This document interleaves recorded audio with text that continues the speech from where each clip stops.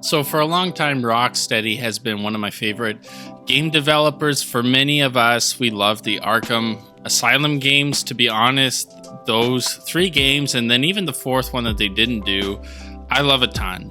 It made me excited to see what they were going to do next, because they nailed Batman and made probably the greatest superhero video game trilogy of all time. And so many of us were pumped when we heard they were doing Suicide Squad, but the more that we've seen it, the less impressive it's been. It's kind of given us the Avengers vibes, and not in a positive way.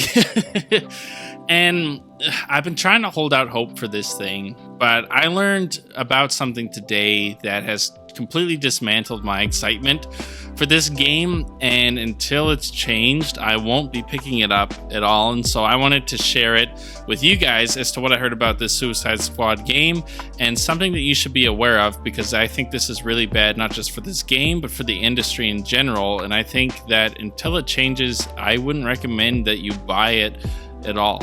And so the thing that I learned this morning as I was reading an article was that Rocksteady is requiring for you to play Suicide Squad, you need to always be online, even when you're playing single player completely alone, all by yourself. This is bad. This is bad for multiple reasons. One, it means that you need an online connection just to play a single player story driven game, which is very bizarre. And the reason why that's bad is because, one, obviously not everybody has access to great internet all the time, and so it puts up a barrier. But two, and the biggest reason, is we've seen stuff like this before with like PlayStation's attempt at Call of Duty Battlefield back on the PS3 with Meg, is that when you have a game that requires only for you to always be online, and eventually the developer moves on from that game and shuts the servers down, you lose access to that game. That if it always is requiring online, it means that for sure, unless they fix this, at some point you will no longer be able to play Suicide Squad, even if you have a physical copy. That it will just disappear, that this single player story driven game will no longer be accessible just due to online. And that is a baffling decision by them. I don't know why they would want to do this. I don't really understand the benefit, other than more control, I guess, and always being able to check in. But I'm just like, this is a terrible idea, and I don't want to purchase a game that I probably won't be able to play in 5 or 10 years from now, especially a game that's not like Meg. Because when Meg released, if you don't know what it is, it was, PlayStation's attempt at a Battlefield, essentially.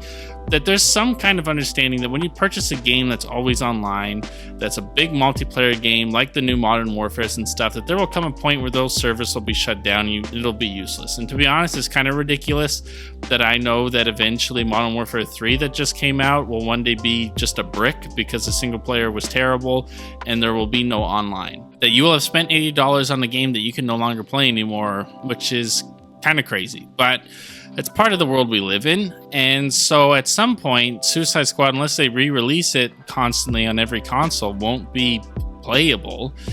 And that's a baffling decision to me. And it's something that the industry has tried to do before, that I think, especially for single player story driven games, consumers need to speak up against. That I wouldn't recommend you buy this until they change this.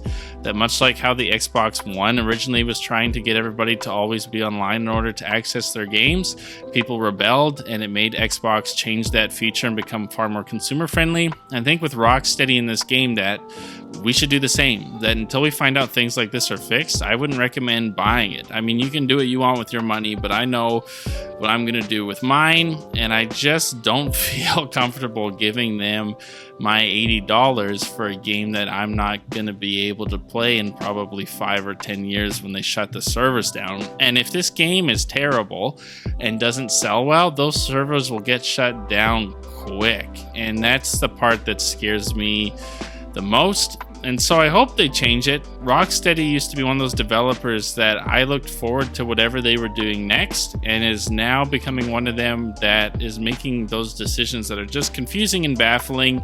and are super anti-consumer friendly, and I just can't support it. I want to love this game. I want to play this game. I want nothing but the best.